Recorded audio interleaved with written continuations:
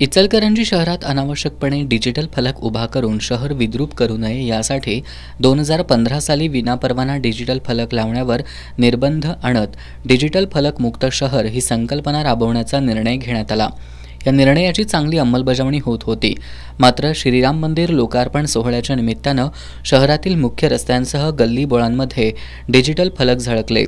त्यामुळे डिजिटल मुक्त शहर ही संकल्पना संपुष्टात आल्याचं चित्र दिसून आलं।